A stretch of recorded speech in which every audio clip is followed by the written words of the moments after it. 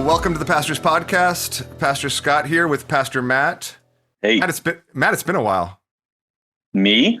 Yeah, it's been like a month. I don't think so. Has it been a while? I feel like it's been like a month. You know, It's we normally don't go that long without getting to do this together. It's like Daniel Day-Lewis. I only show up every once in a while, but then hit it out of the park when I show up. When you do, it is super good. We're with Matt and I today is Matt Soerens with World Relief. Hey, Matt. Hey, great to be with you guys. Thanks, man. We if for those of you who've been at Cornerstone for a while, Matt was here a few years back.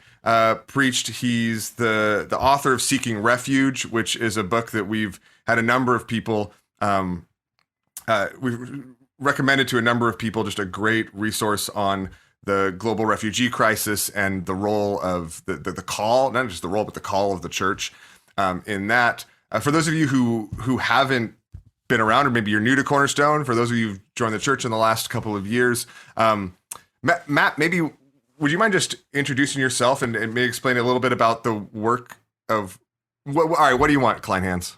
Well, he's got a new book coming out. So he's got a new book coming out in May, Inalienable as well, don't you, Matt? That is true. Which May is still a ways off, but but you can pre-order it now with Eric Costanzo and Daniel Yang. So I'm just saying, you gotta be up on the latest. You gotta be up on the latest releases. Apparently, not enough good guest research on my pastor's podcast. Seriously.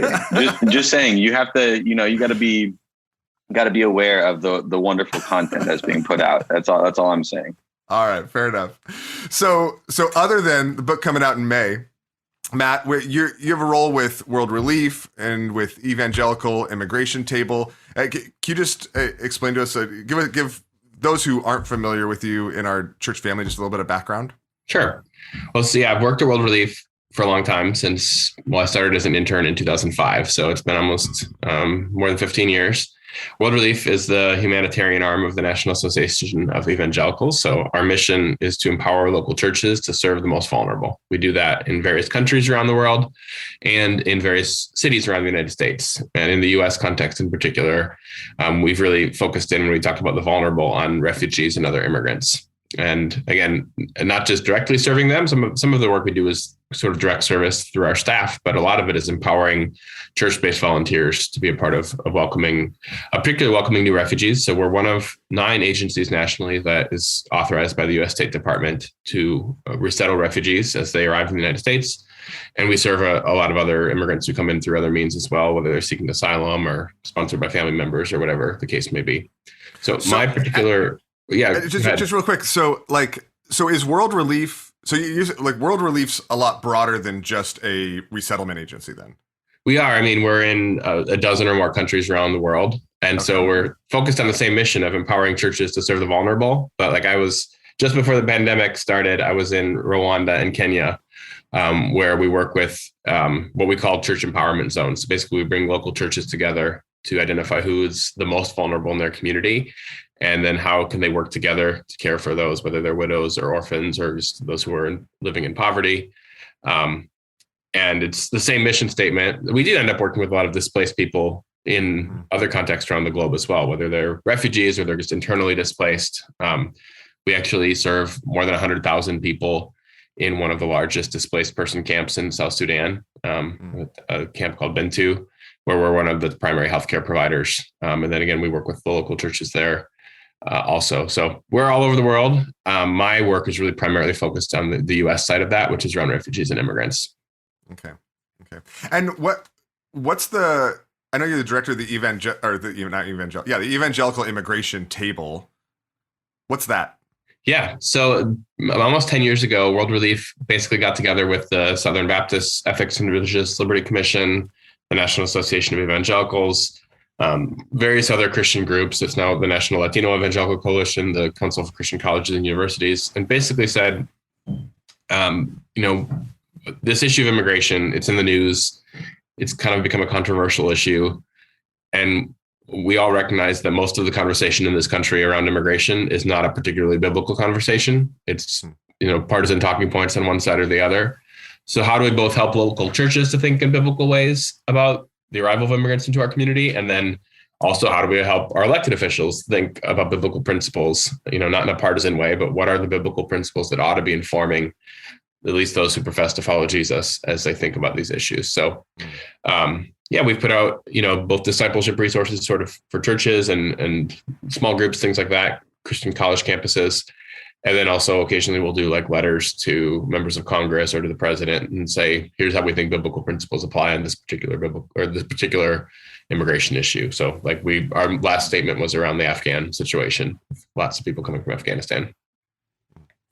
Man, well, I can't thank you enough, and actually how privileged I feel to even get to glean from you in that that work, but both the coupling of doing the work on the ground that World Relief is doing, coupled with the clarity of voice from a biblical perspective, is both super encouraging, but it's also I just want to thank you. It's a huge resource, I think, in the life of the church. I think it's something that provides clarity for the things that you guys work on and the wording and things like that. I feel like provides clarity for me, even how to as I wrestling through and thinking through current events as they unfold.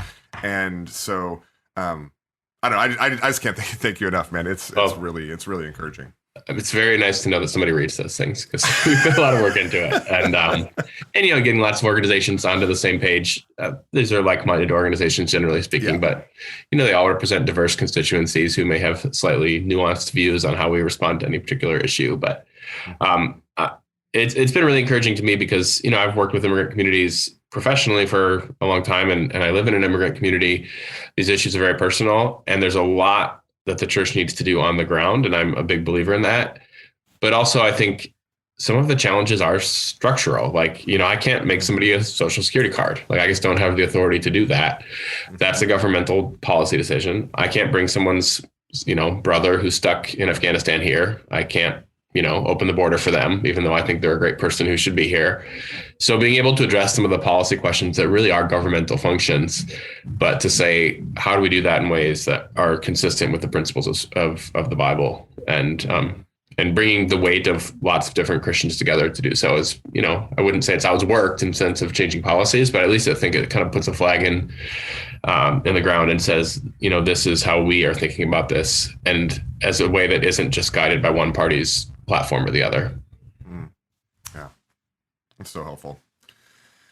So I wanted to ask you a little bit about, just in this, speaking of kind of this current moment, a little bit about the situation with Afghan refugees now. We were talking with one of our pastors from Iran, Ara, about just the things that he hears and knows, and the people that he's been connected with, and we're talking about that recently. This is also a topic that I think is, like everything does, has faded out of the bright spotlight in media or whatever right now, right? But the plight is just ongoing, and I'd love just to get from your perspective, as you talk with people on the ground, what the situation is like for Afghan refugees, either in Afghanistan and those here in the States as well right now. What the situation's like? Well, I mean, you're definitely right. There's people still paying attention, but it seems like fewer than were 2 months ago when there was this massive evacuation happening out of Kabul. The U.S. was able to get out a little bit more than 50,000 Afghans, and then others who were U.S. citizens or Europeans getting out to Europe. Of those 50,000, a few of them could be resettled immediately. They had been approved for something called the special immigrant visa. So that's basically a special visa for someone who served the U.S. military or some other part of the U.S. government. We resettled 1,000 or so people just in the month of August. And some of those before Kabul fell, some very quickly right after Kabul fell. But then most of those 50,000 people were brought, first of all, they were brought to third country locations for security vetting and all that, and then often to Qatar or Germany, U.S. military bases there. And then once they cleared that vetting, they were brought to the United States, where most of them have been on military bases in the U.S. now for about 2 months, a month and a half or more. Really? we're just starting in the last week or so to see those people being resettled to communities around the United States in significant numbers. So several thousand in the last couple of weeks. And we anticipate the rest of them in the coming weeks. So they're not staying indefinitely on U.S. military bases. There's some, they need vaccines and health screenings and all that. And that's just taken some time. Obviously, it takes a few weeks after getting vaccines, not just with COVID, but measles and all these other, health issues people have to be checked for. But now they're being resettled into communities around the United States. So actually, they're in California. We'll receive more Afghans probably than any other state.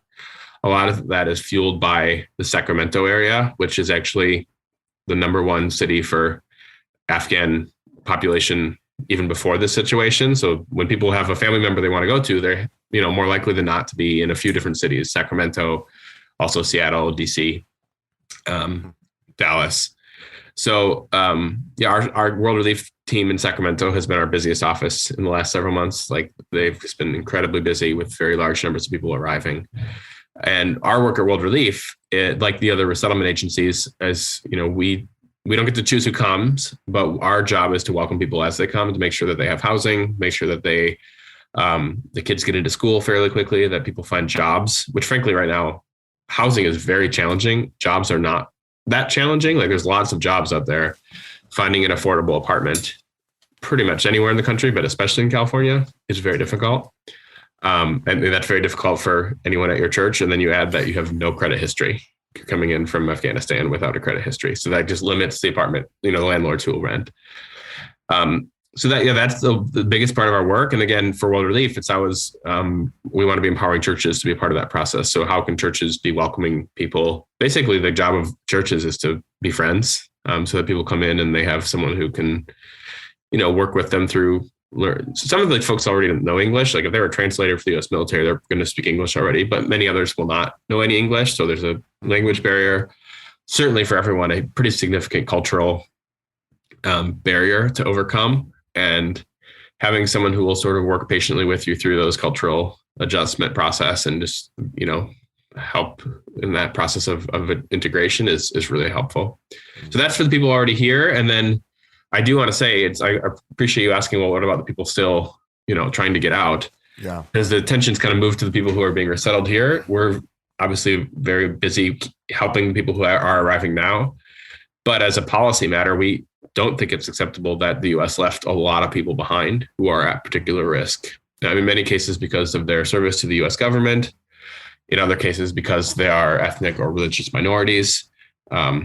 So, we are continuing to advocate. It's frankly I don't know what the solution to that is. There's not a very, there's no U.S. governmental presence in Afghanistan at this point. So it's not, with the military withdrawn, the easier way to do this would have been to do that evacuation before withdrawing the military. And we said that, several months ago.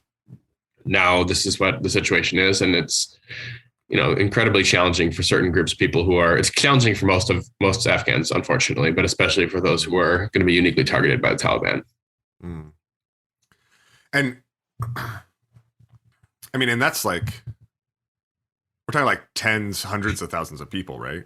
And the reality is Afghanistan has been one of the top 5 countries producing refugees for decades, before the situation. Pakistan has been one of the top 5 host countries for refugees for decades because it's a neighboring country. And not everyone goes to Pakistan. Some are going to Turkey. Some are going through Iran to Turkey. Some are actually going through Iran and Turkey trying to get to Europe. So if you recall the images in the news of people on boats 5 years ago who were mostly Syrians, but frankly, some of them were Afghans then too.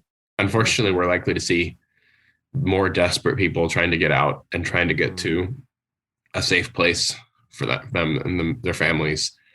The 50,000 people the U.S. got out is important, and we're eager to welcome them. But there's a lot of other vulnerable Afghans who are, honestly, women, that's half the population. And we know that Afghanistan, the Taliban, it is not, they don't basically women to be educated. They're very restricted in what's available to them. So a lot of people who've had that taste of opportunity are going to want to go outside of the country to find a place where their God-given talents can be, can be pursued.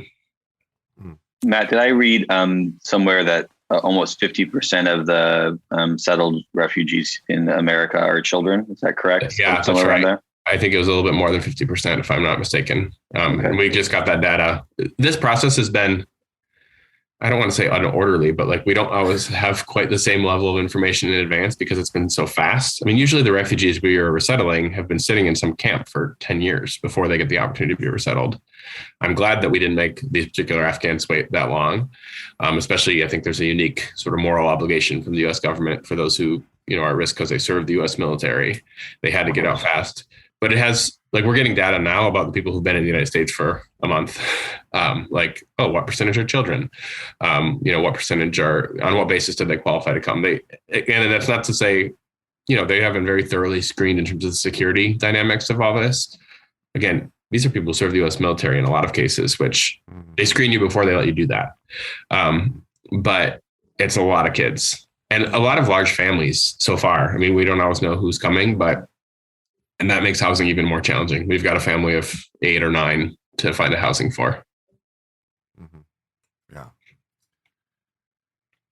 When you work with churches to on that side of things, to mentor, provide friendship, encouragement, support, obviously that transition is so jarring for people culturally. I mean, the loss and grief of being displaced.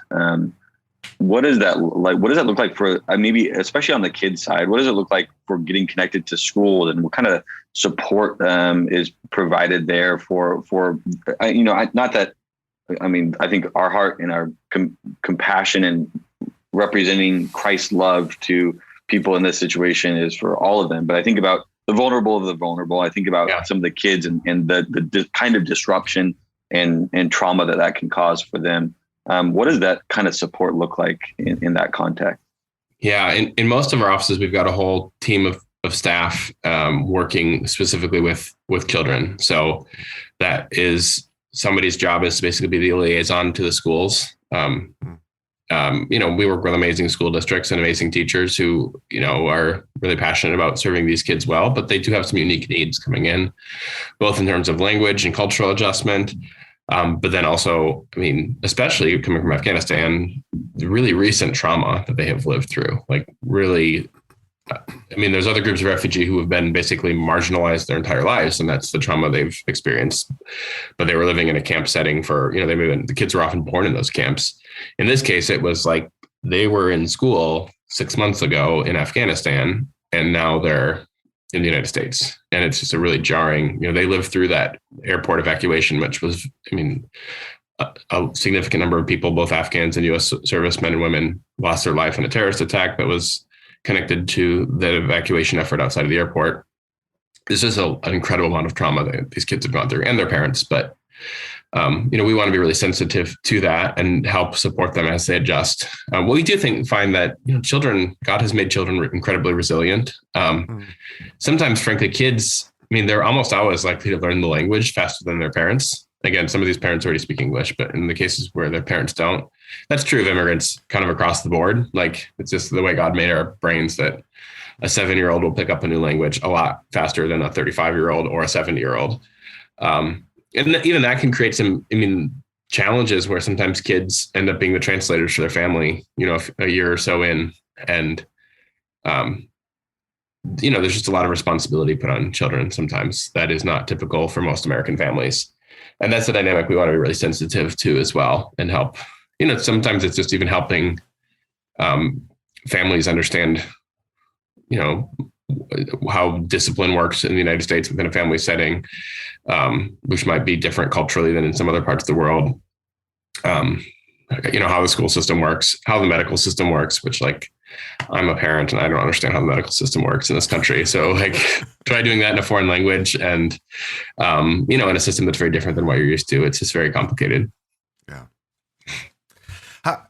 As you, Matt, as you work with churches, as you engage with local churches and even networks of churches, like, what's your hope for how the church would respond, both practically and even like mindset wise, as we as these tragedies in our world unfold? Yeah. I probably shared this when I spoke there, whenever that was, several years back, because I do this often in my Sunday morning talks. But we did this survey a few years ago and found that only 12% of evangelical Christians say that their views on issues of immigration are primarily influenced by the Bible. And that to me is a scandal, right? Like, I mean, that by our own admission, and you expect people to kind of lie on a survey like this and know that the Bible is the right answer. I mean, if they're self-described evangelical Christians.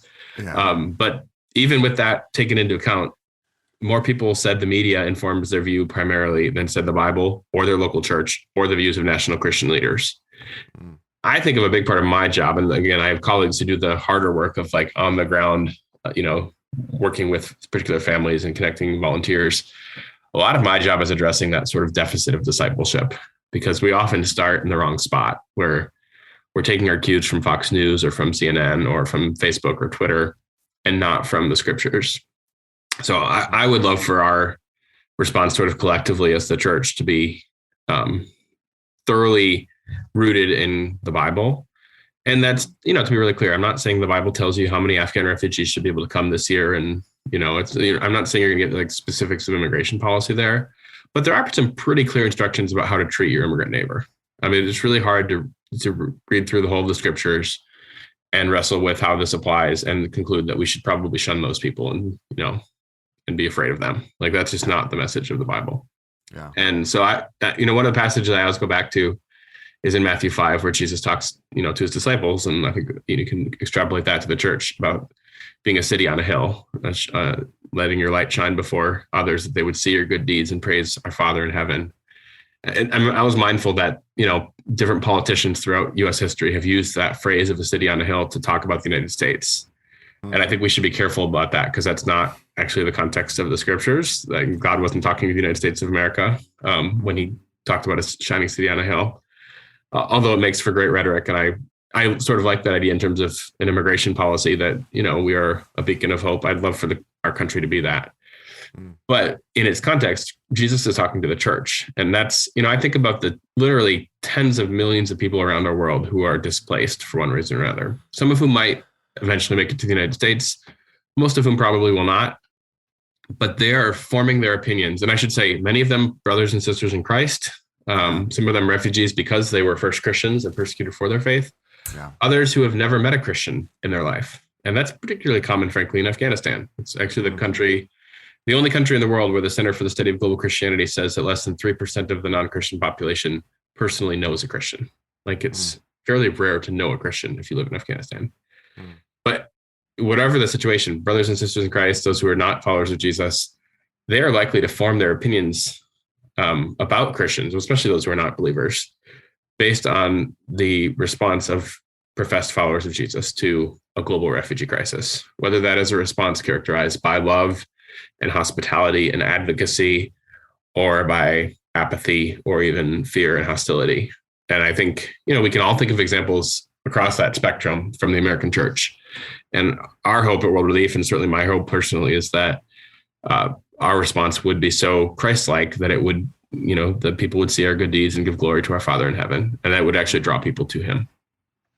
Matt, can you talk a little bit about hospitality? I mean, you say the word hospitality. It's such an interesting thing because, number one, in the New Testament and the Old Testament, principally, there's such like a call for Christians to be hospitable, and what that means, and not just I vacuumed the carpet before some people came over for a dinner or something like that. But also your experience, especially with displaced people, the ethic of hospitality and what that means in these communities that are just, it's such a significant component of what it means, even culturally, for many of the cultures where these people are coming from around the world. The posture of hospitality and what that means to loving and caring for and honoring and seeing somebody as made in the image of God, as a human who matters and has value in Christ's eyes. Can you speak to that a little bit? Just the word hospitality jumped out in my mind as you said that. Yeah. In the New Testament, in the Greek, hospitality is philoxenia, which is the love of strangers. We can like Philadelphia is the city of brotherly love. Xenia is where because xenophobia, the fear of strangers. So it's when in Romans 12, for example, when we're told to practice hospitality, that says practice loving strangers, which I think we can acknowledge for most Americans is kind of a countercultural command. Like I grew up watching Saturday morning cartoons with public service announcements about stranger danger, right? Like strangers are scary people. Don't take their candy, except I guess Halloween. Yeah. That's somehow okay. I never understood that, but because you can find them, because you can find where they live, Yeah. But even then, Halloween, there's a lot of fear about what people are putting in Halloween candy. There's a syringe in a Halloween candy. Watch out or whatever. Yeah. Well, obviously, I'm all for protecting children, but I do think sometimes our kind of the dominant cultural attitude towards people who are unknown to us or different from us is suspicion or fear. And that's true in an interpersonal level sometimes, where we kind of avert our eyes if we see someone who's dressed differently or we don't know where they're from. And then on a national it's sort of part of the national dialogue in some ways as well, like people from a different place as a potential threat. Now, I'm not going to tell you the Bible promises that all strangers are safe, but I can tell you that we're commanded to love them. And so if we do talk about hospitality in the church, it seems to often get relegated to like women's ministry, which there's no real gendered component to the command to be hospitable. It's for men and women. Yeah. In fact, it's a requirement for leadership in the church in 1 Timothy and in Titus. Comes right after or before, I forget, being a good teacher, which most pastoral churches, there's a lot of focus on can this person teach and often less on do they love strangers? Yeah, it's a qualification for eldership, right? So Yeah. So, all that to say, and then to your point, Matt, that obviously has ramifications how we treat immigrants, I think, pretty obviously. And yet in another sense, my own experience has been that immigrants have been my mentors in hospitality. Like I lived in an apartment complex for a number of years where most of my neighbors were refugees or other immigrants. Literally, like I would eat 3 dinners a day because people would want to, like, I'd be walking by and they'd be like, Mateo, come eat this food. Or, I'd eat Mexican food and Rwandan food and Iranian food all in one day. And I gained 45 pounds. So there's some liabilities there. But like that's not normal in the United States of America. Like people kind of fold up their sidewalks at night and don't, they don't know their neighbors. Most immigrants, not all, they come from diverse places, but generally they come from places with much more communal societies where not even just those who are part of your existing community, but where you welcome people in. And I think we have a lot to learn. And again, that's the context in which the Bible is written, which, makes some sense. Yeah. But in Hebrews 13, we're told that by welcoming strangers, some people have entertained angels without realizing it. And I think when our presumption is to see strangers or immigrants as a potential threat to us, we're also missing out on something that, God may have purposes in their arrival. And I think even just on a missiological level, you see that the church is growing in the United States. Well, it's not growing overall. If you look at the net figures, it's not growing. But if you look among immigrant communities, it is. Yeah. And that's bringing a lot of vitality. And again, that's both through people who are already strong Christians when they come to this country. And that's probably more common, actually. But it's also people who come from like entirely unreached people groups who would be very unlikely to encounter the gospel had they stayed in their country of origin. But they come to our context where we are blessed with religious freedom, where we're free to share our faith and people are free to receive it or to reject it. And to be really clear, we're not, at least at World Relief, we're not talking about proselytism where we're like tricking people into conversion or, we don't serve people better if they will pray a prayer or something like that. But we do believe in evangelism rightly understood, which is an open invitation to a relationship with Christ. And very often that's going to happen. It's just much more likely to happen when people have been welcomed by people who love them as their neighbors, which we're called to do, whether someone would ever share our faith or not. But when we do that well, there's often going to be the question of why. And we get to, as First Peter says, to be ready to give an answer to everyone who asks you for the reason for the hope that's within you. And my hope, and this kind of goes back to your question, Scott, is really that the church in the U.S. and elsewhere would be so marked by that hospitality that loves strangers that we would be begging that question of why do you love us so much? And I'm not sure that that's always our reputation right now. Yeah. I appreciate that. This is such a helpful encouragement. It's even just to connect a few dots, even as people are listening. I think the Lord's like weaving these things together. I know we tried to connect it's been a couple of months. We've been playing phone tag trying to connect this way, but I think the timing's perfect. I think it's interesting. We're going to release this podcast next week. And this Sunday, one of our pastors, Reggie, is preaching on loving our enemy and the upside down nature of that. And I even just in light of that same concept of the radical call of God that is oftentimes upside down from what either our flesh says or what the world expects. I think hand in hand with that goes loving the stranger and thinking about hospitality in those terms, in terms of loving stranger, is such a I think it's so helpful. It's so helpful. And I also know that there's a number of people in our church family that are that have a huge heart for that are engaged in that to varying degrees and in different ways, and are seeking to manifest that. I'd love just to hear some practical wisdom from you as somebody, not just even on a policy level, but just on a personal level, as you've lived that out. I think that a lot of our people find it both like they have that heart, and as they get engaged, though, like kind of like you said, they find it complicated, and messy, and difficult, and not super simple, or cut and dry, and not even always exactly sure like what to do. Like, is it loving for me to eat this third meal? Is it like, how do I how do I get and dealing with, particularly dealing with people that have experienced all sorts of different types of trauma and meeting them in the midst of the complicated motives and dynamics going on in their heart. I would just love to hear from your practical experience, any wisdom or principles or things that, as our people engage with others, from immigrants, refugees from any different place, any wisdom that you could offer us in the midst of that as we're trying to do that. Yeah, I mean, you all have the benefit of being in Los Angeles, where like there are a lot of immigrants. I mean, there's more immigrants in LA than almost anywhere else in the world. Like, it's an incredibly diverse city, and yet I do know it's also possible to live in a diverse place and live in kind of a social bubble where you don't interact with those people. And I live outside of Chicago. It's not that different, and yet I would say there's plenty of, people who never actually interact with immigrants or don't know their names. So I think the first step is just like, be friendly. Like, that sounds super basic, but smile at people, ask questions as you, maybe put yourself in circumstances, like go to a different grocery store than you're used to, where they sell some foods that you're not used to eating, and just be friendly and interact with people.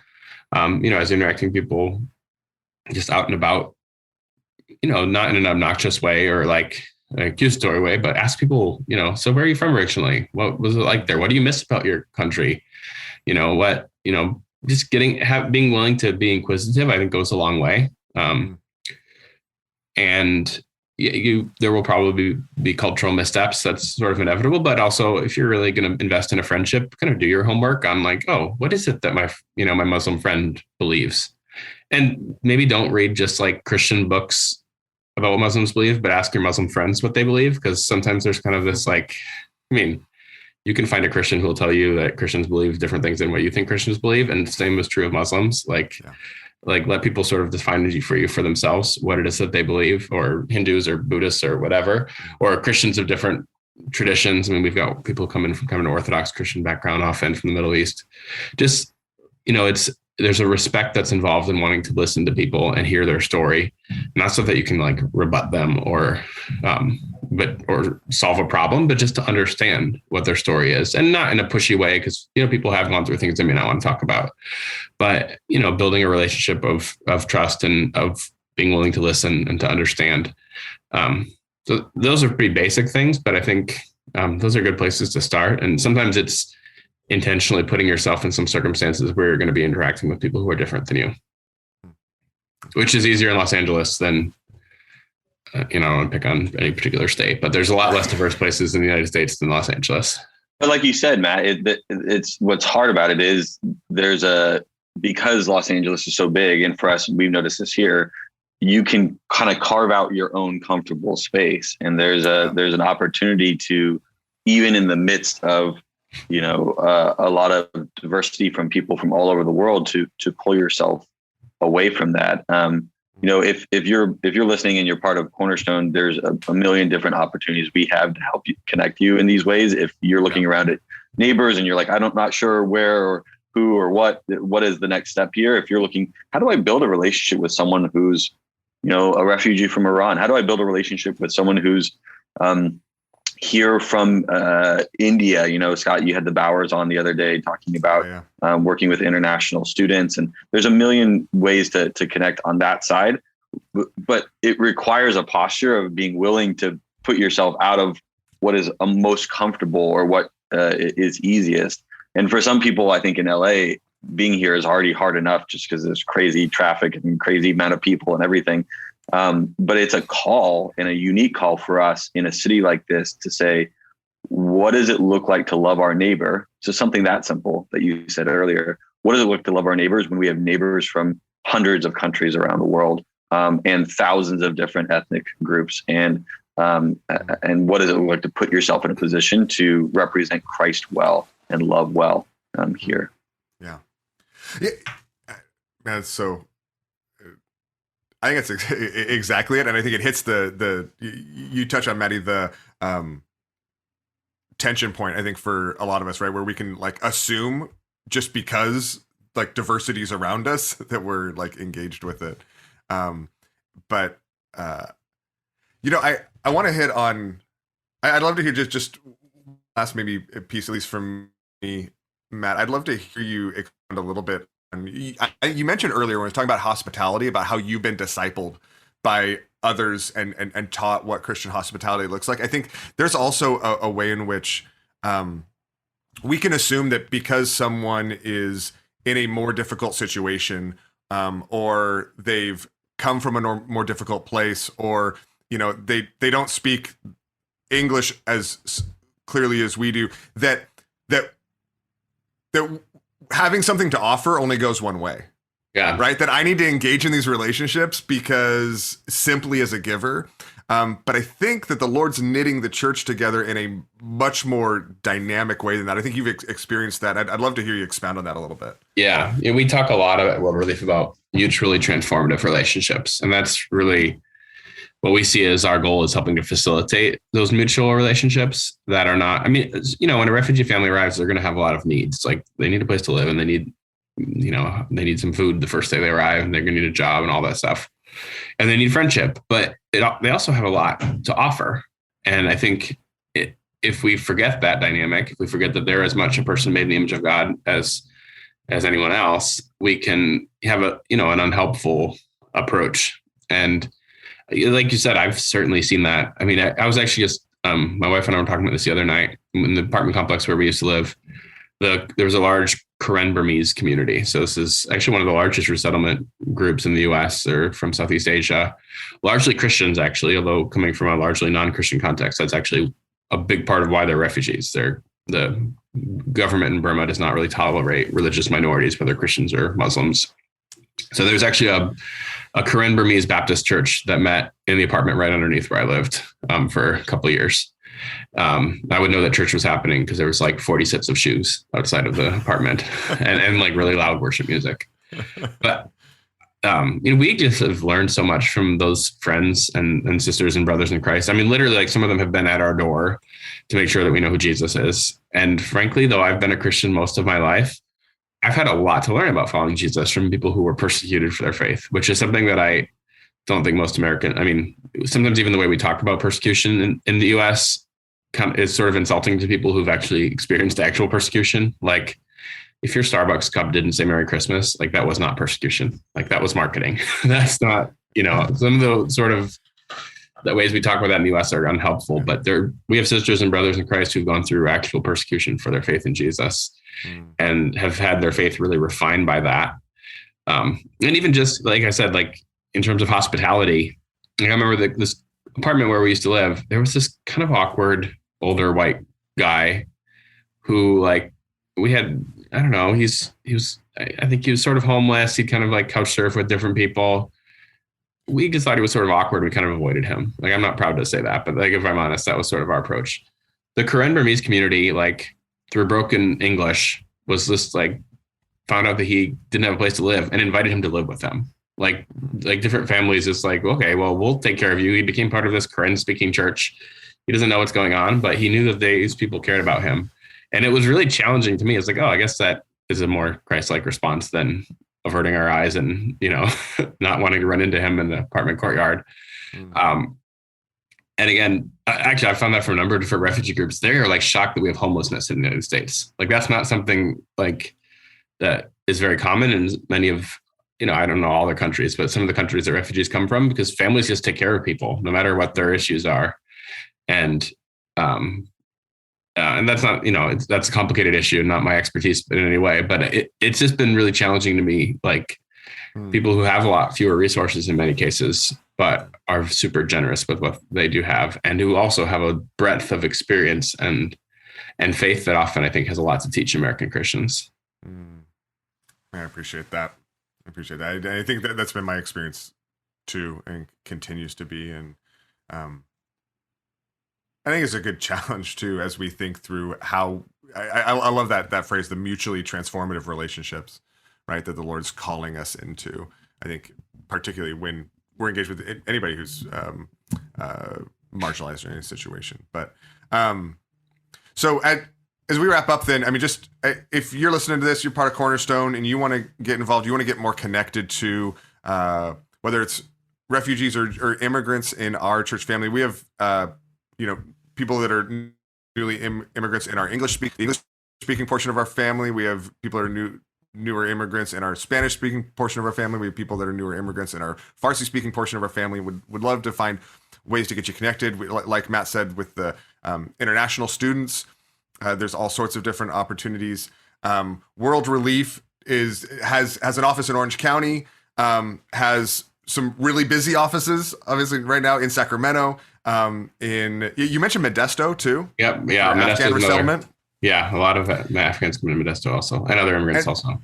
And so, particularly if any of you either have connections there, maybe and are on your way there, or maybe you've moved there and you're still listening to the podcast here. I mean, we've run into this where World Relief isn't doing a ton of resettlement in West Los Angeles, but there's still a lot of different opportunities. And if you're listening, I would highly commend the Evangelical Immigration Table to you, just to be up and even if it's just getting their emails and being informed and being strengthened by the work that's going on there as well. And any other ways we can